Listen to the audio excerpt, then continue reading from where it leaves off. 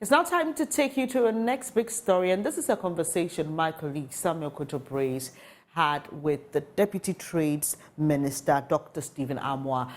They discussed a host of issues, including election 2024 and the prediction by Fish that the NDC is likely to win. Dr. Stephen Amoah has some interesting reactions to that. Watch this.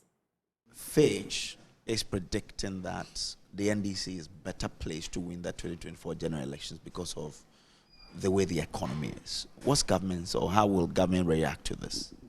Thank you very much. I think if I say how government will react, it will be very difficult. But I think I'm a key stakeholder of this government. So from my view and understanding of the finance and the economy and what is happening globally, then of course I can speak to it. I think it will be very difficult for somebody to actually hold Fitch and say that what you are saying is entirely out of order, I think, or out of place. However, I think it is also not a done deal issue for the opposition party. In the first place, globally, I'm not comparing country to country, but even the giant economies, if I'm telling you that interest rate or base rate in UK post-COVID has been increased about 1,800%. From 0.25 is now 4.75. Prices of goods and services, 46 years now, they've never seen inflationary rate the way they are seeing it. So all over the world, we all know any incumbent will not be in the good books of its electorate of people. It's a fact. I mean, the goodwill of every incumbent, in my opinion, is dwindling.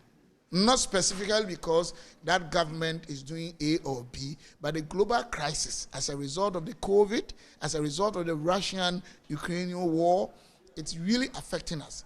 It had impact on our fiscal space. I mean, when in the history of this country, were we asked to stay home, but will be paid? Let's be honest with ourselves. We have revenue shortfalls of about 12 billion. So, truly speaking, domestically generated revenue has become a big issue to us. And it has affected this country. Let's be honest. And definitely, people will not be happy with the hardship we are going through. It's a fact. But then, a lot of other people are also realizing that it is a global issue. So, let's see what can happen if we can provide some sort of mitigation when it comes to the hardship that these global challenges are bringing or confronting us with. Of course, we are import-driven economy. When the global supply chain gets disturbed, it will affect us. Of course, we have internal issues too. Specific issues as a country. Not today, not yesterday, not only one regime.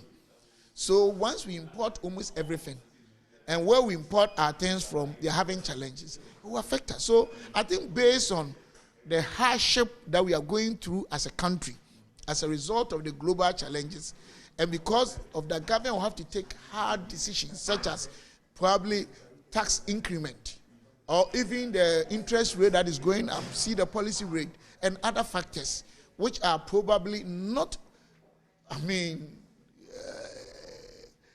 not favorable, not really getting on well with the people.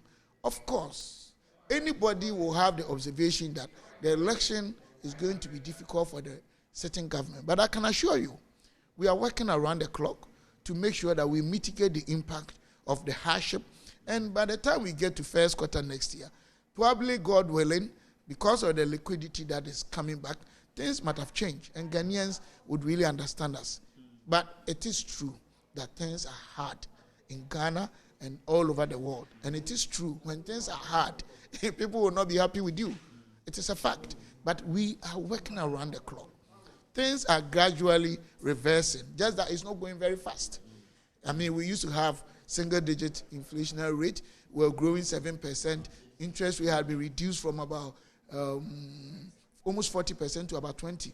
And then suddenly they all start going back again. Double-digit inflationary rate, double-digit growth, double-digit that. Growth reduced, not double-digit. And then inflation went as high as, I think, over 40%.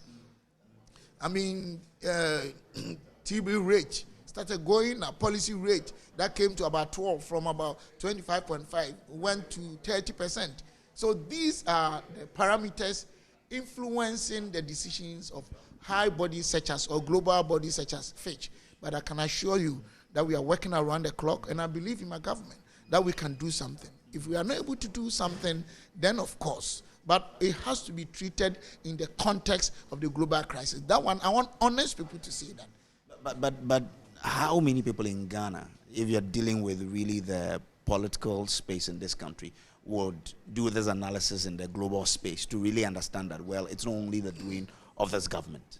In fact, your question is perfect. Perfect. That is why we have a great challenge as a government. So now it comes to how the government can redesign, redefine, can introduce new paradigm shift in its communication with or to the people.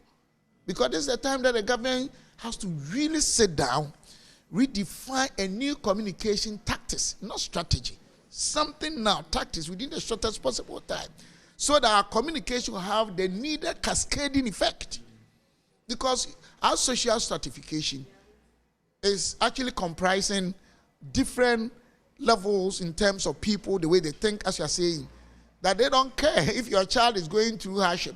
She doesn't care. The child doesn't care whether the father has money or the father has lost the job. But you should be able to engage Ghanaians at all levels, at different levels, and explain things. Let them be part, pull them along what is happening for them to. How many Ghanaians even appreciate the fact that within 3 months, a giant economy such as UK, nurses, teachers, doctors, aviation, railway station, all of them have gone on strike. How many Ghanaians know? How do they even understand its impact on us? So what you are saying is perfect, but it is now on the government. The onus is on the government and its machinery to properly sit down, design proper communication tactics or strategies, whatever, engage Ghanaians for them to understand. Other than that, we are in trouble. That's the fact. And I think that is why Fitch is saying that.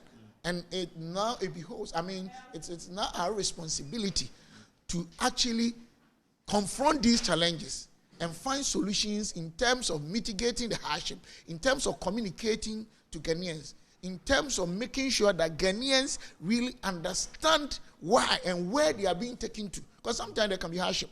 But if the key stakeholders realize that, the program the government has, the framework, there's a future, a better future. There is going to be light at the end of the tunnel. Even though I'm suffering today, I'm sure they might have really agreed and understand the fact that the same government was putting up splendid performance. All the parameters were doing well. But COVID and this thing came in, yes. But what are you doing to take us out? Where are we heading towards? How long will it take us? How do we understand your plight as a government? If we are not able to do these things, then of course, what Fitch is saying, it's something that probably may be materialized. But I think we are on course to prove Ghanaians alongside. Yeah. In addition to the economic challenges, majority of the people also feel that government is not doing enough when it comes to tackling corruption. In a recent Afrobarometer survey, about 80.5% of the people said the Akufo-Addo government is not doing enough in tackling corruption, and that's also going to play out in this election. How then will government tackle this and fixing the economy so that 2024 might not be as Fitch is predicting? I think issues about corruption, in my opinion, I can never say there's no corruption in Ghana. But issues about corruption, the problem I have is that it's all about perception. That's my problem. Because even in court, they say that not guilty until proven guilty. Almost everything about corruption in Ghana, whether it's true or otherwise, has been perception. But you rode on that you rode on that to come to power. I'm surprised where you are taking me to. I don't know what you are talking about road, whether somebody rode on that, another person, but it's all been perception. It could be true, it could be false, but then, Ben, let us also ask ourselves, if you are operating a democracy, if you are actually operationalizing a democracy, it is very difficult fighting corruption. It's not easy. Let's be honest with ourselves. Just because somebody says you stolen money, I should kill you. No. We are not in a military rule or regime. You'll be taken to court. We have 3 different arms of government. We have judiciary, don't we? We have the executive. Even whether it's Nanado or Mahama or whoever, you take somebody to court. The judiciary, they have their exclusive right and their freedom to operate.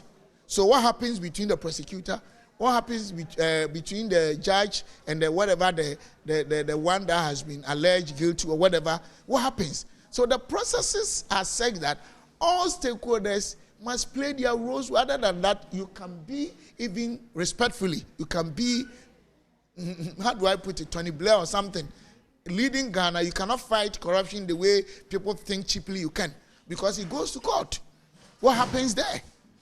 If a judge is not good and he keeps on, I'm just making a hypothetical statement, I'm not saying the judges are not good, and he keeps on postponing the issue, what can Anadu do?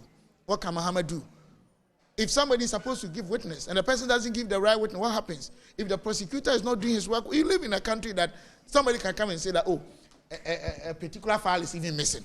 So let's be honest and confront this issue. I also live in a country, people publish falsehood about other people. You know that. Even things they've not seen, things that are not true, they do. So how do you think we can deal with corruption then? Corruption, I'm not saying, oh, fine, institutions work. We have the YOCO, we have this, is a special prosecutor or prosecution thing. We have attorney general, all of them, even you, the media. You should do proper and the correct reportage so that issues can properly be supported. And then the security agencies, they do the prosecution. So all the relevant actors that are important in dealing with corruption should have the right attitude and mindset and approach. Other than that, you can even bring American president or prime minister from UK, it will not change. The institutions, you think even another didn't want to fight corruption. Honestly speaking, would he have made Martin Amidu lead special prosecutor, whatever thing? If he didn't, he was just trying to play games with Ghanaians. If the political role was not there, you go and take a leading member of the opposition to lead it. So sometimes it's not very easy. I'm not saying we've been very successful in fighting corruption, but let's also not sit down and trivialize the cumbersome nature, the Herculean nature or task in fighting corruption in a democratic country such as Ghana, where other actors, positions, and actions and inactions can also affect the process of dealing with corruption. Being the media, being the judiciary, being the security, being we the politicians ourselves, being even witnesses. This is what I'm talking about. So once all of us honestly change our position and be honest and play our role efficiently, effectively well as a government, or as politicians, as media, as security, and as judiciary, trust me, we can fight corruption. If not, boss, you will keep on, we'll be recycling this thing almost every decade and will not change anything. We all have to change our attitude and our mindset. That's what I can say. The IMF is also even worried about the free senior high school. And it's proposing that if we could modify it to rein in more support for the program. What would be your response to this suggestion that we may have to take a look at the free senior high school? I think it doesn't have to even come from the IMF alone. Every policy all over the world, during its time of execution or implementation, needs monitoring and evaluation. It needs review, because things change. You review to adjust either upwards or downwards, depending on the parameter you are dealing with and what is prevailing. So I think after, in my opinion, after a few years of successful enrollment or implementation, of course it has hardship, it has challenges, of the free SHS, I think we'll still have to do review and see where we can change the direction of some of the parameters. There's nothing wrong with that. But I disagree with people who think the SHS hasn't helped. Performance is a function of one, ability, two, opportunity, three, motivation. Ability comes as a result of education. You cannot build any economic, you cannot expect any economic growth with that sustainability that we all want without education. It's extremely critical. It's a critical element of building any strong economy all over the world. So I think a situation where other people are not getting opportunity to be in school, and that will give an advantage to criminals or increase insecurity and other things, and that will be just liability, not asset to the country, will be dysfunctional to the performance of our republic. Education is key, but I agree with all the other stakeholders who are saying that there is the need to constantly or periodically review and change our positions if it is necessary, if that is going to enhance efficiency or effectiveness. Probably, even the first 2-3 years, yes, it was so much needed. Maybe the next year or additional years, things have changed, and that will have to also change, or even move, or do better or worse, or extend it to even university level, tertiary. It doesn't matter. But I think the call to review and see how best we can sustain it and grow, in my opinion, I think there's nothing wrong with that, and I'll support such calls. So if we are to review, what do you think, or what should we review? What should we change about the policy? Every performance, you see, every policy has its performance parameters for review. So I haven't done that detailed work. So if I speak and I'm too emphatic, I may, because something asymmetric information, where stakeholders might not have been previewed to all pieces of relevant information for me to make that, authoritative statement. But what I can say is that we have to also look into the expenditures that go into it. We can check. Not that we should reduce or increase or whatever, but we need to review that and see.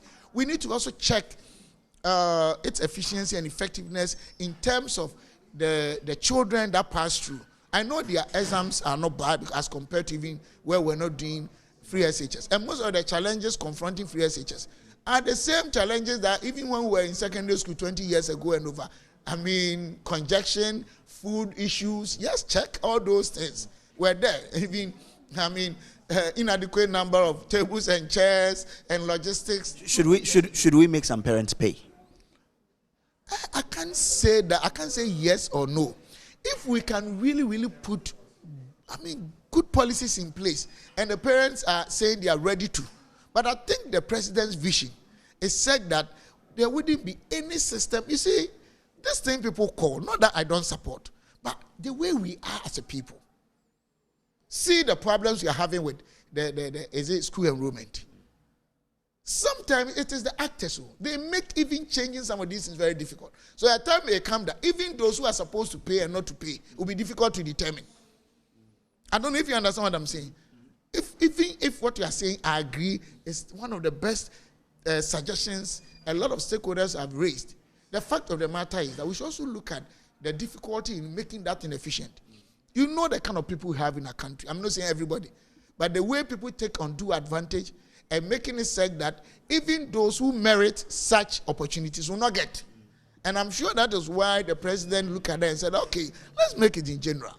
If you are in the position to help a school, what prevents you from going to help the school? You can. If you think you are rich and your child is there and the government is taking it, you could have paid the fees, you can mobilize something and help the school. But then it's also not wrong if we can also have a system that can clearly sieve the elements and make sure that these elements in terms of school children, they are really in need and that we are there's nothing wrong with that. But whether we will have what it takes to provide that platform smoothly, efficiently, and effectively to get the actual needy students. You know the way our system is. Sometimes even the rich people, they will talk. But the same rich people go and pay money, some of them, and get their case through, while the poor people are there. And the president, realizing all these risk factors, thought that, okay, then let's do for all Ghanaians and see what will happen. With time, we can still review and change. Why not?